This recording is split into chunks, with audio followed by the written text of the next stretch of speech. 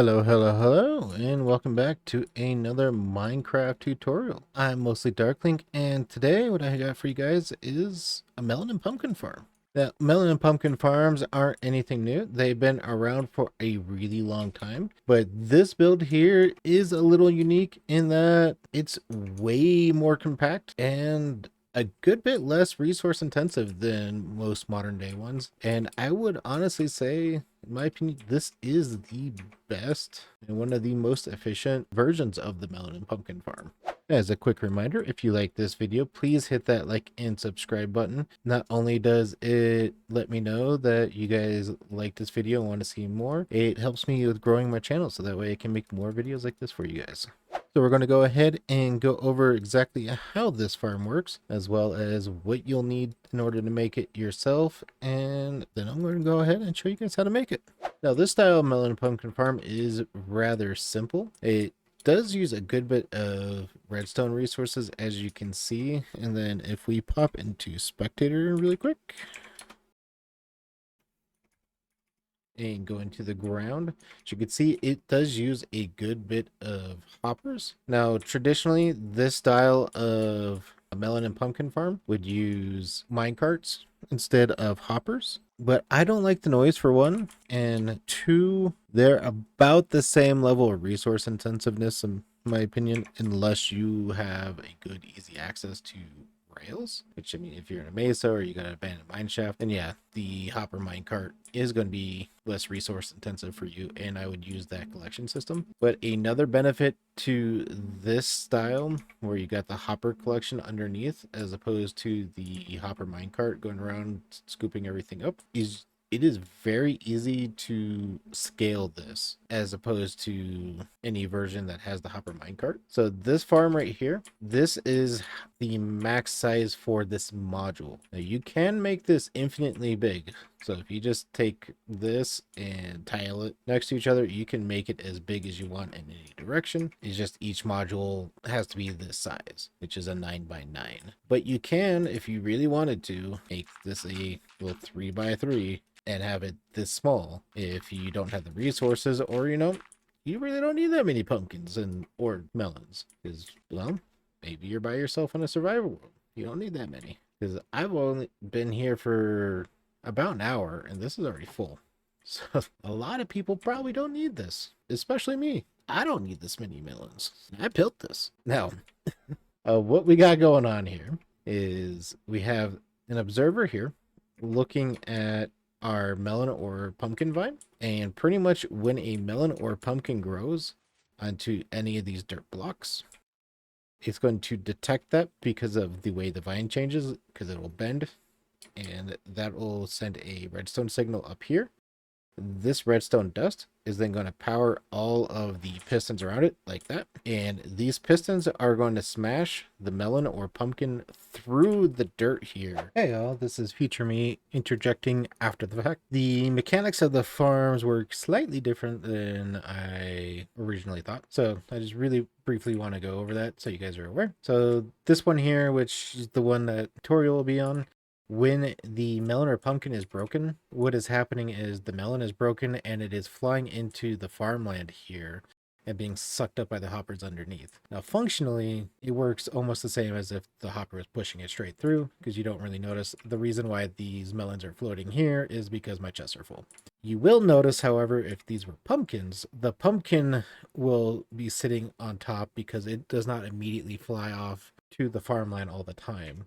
But when another pumpkin comes and these pistons fire again, they will nudge the pumpkin and it will eventually go in. There's very little lossage, but if you want to make absolutely sure there's no loss, you can replace all that dirt with mud, and you don't have to have the barrier. And instead of hitting the melon or pumpkin so it goes through the farmland, it'll just push it straight through. So if you want, go ahead, replace this dirt with mud. It'll push it straight through. You can also just use dirt. It will function the same.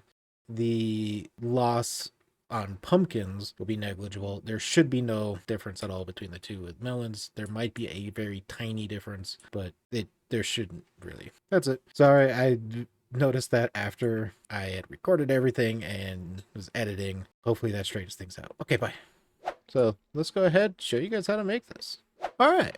Now, first things first, what you're going to need is 80 pieces of dirt to stack in 16. And then you're going to need 40 melon seeds, or if you want to do half and half, 20 melon seeds, 20 pumpkin, or if you want to do all pumpkin, 40 pumpkin seeds. Up to you. And then you're also going to need 64 plus 18 hoppers here. Now, I will say you can have one less hopper if you want. I just prefer to have my collection system like this, sticking out past my wall, but you can't put the chest here. So if you want, you can use 81 instead of 82 hoppers. And then you're going to need 40 observers, 40 pistons, 40 pieces of redstone dust, 2 chests for that double chest that showed you there, and then 36 pieces of glass. Now you can technically make this any building block, but I always like to see into my farms, so I'm choosing glass here, and then 1 water bucket and 1 glowstone. Now, first things first, we're going to find a nice little 9x9 area in which to build our farm. Now, I'm going to put mine right here. If you want your hopper or your collection system to be above ground, then I would suggest leaving a 1 block gap like so. That way you can go ahead and have all your hoppers here instead of having to dig down. But that is up to you. I'm just going to make mine flush with the ground for right now. So go ahead, build up a 9x9, and then fill all of it in.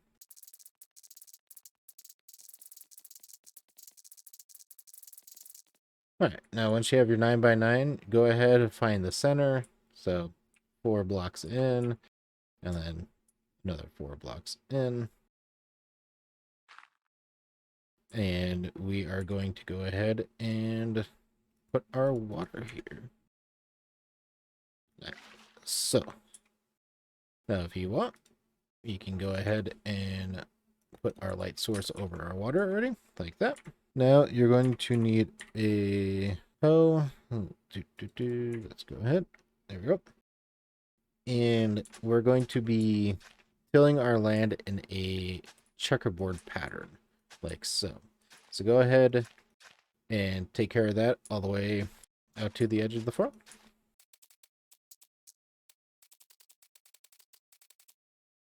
All right, and now you should have something like this. Now, if you've accidentally tilled a piece of land that you shouldn't, like that, no big deal. When the melon pumpkins grow, it's just going to turn into normal dirt. It doesn't actually matter if that is tilled or not. It's just extra work and durability on your hoe that doesn't need to be done. Don't worry about it if you accidentally tilled something you didn't need to till. All right, now that we got this, what we're going to do is go ahead and make our collection system.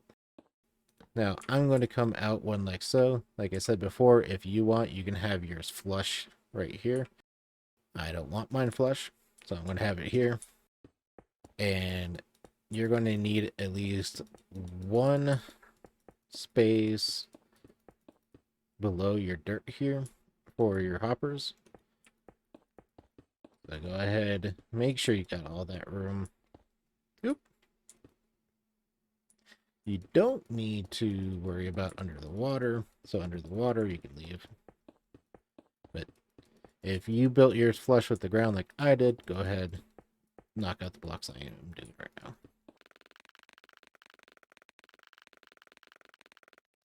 All right, now that we got those all knocked out, what we need to do is we need to get all of our hoppers going to wherever our collection system is. Our collection system right now is just these double chests. The easiest way to do that is to have 1 line of hoppers going all the way down the center, like so. So we're going to take out this block, quickly replace it with a hopper. So we have something like this. Now, I didn't really leave myself room to get to the other side, so I'm going to go ahead, give myself some room to breathe here. And we are just going to come and we're going to have all of our hoppers going into the side of these hoppers down the middle, like so. And this just makes sure, oops, don't want something like that. This just makes sure that all of our hoppers are going into our collection system. So go ahead and fill in this whole area with hoppers.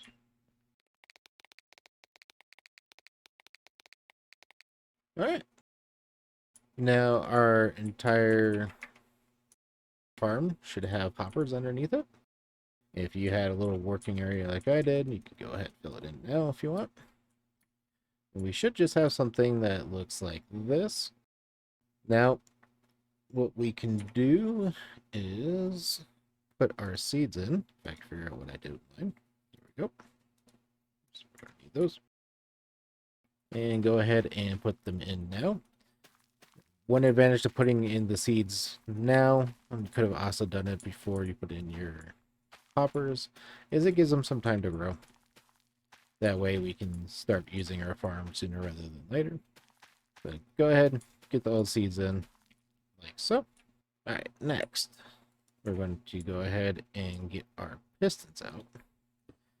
So we're going to need to build up like so, and then come down. So the idea is that there's going to be a 1 block gap from our dirt to our piston. So that way when the piston fires, it's going all the way down into the dirt. And then off of our piston, we can then put our observer looking down into our vine. We want to make absolutely sure the observers are over the vine, the pistons are over the blank pieces of dirt. So now we can go ahead and also use the observer to place our piston. Go ahead, fill in this whole area, checkered like so, with observers and pistons.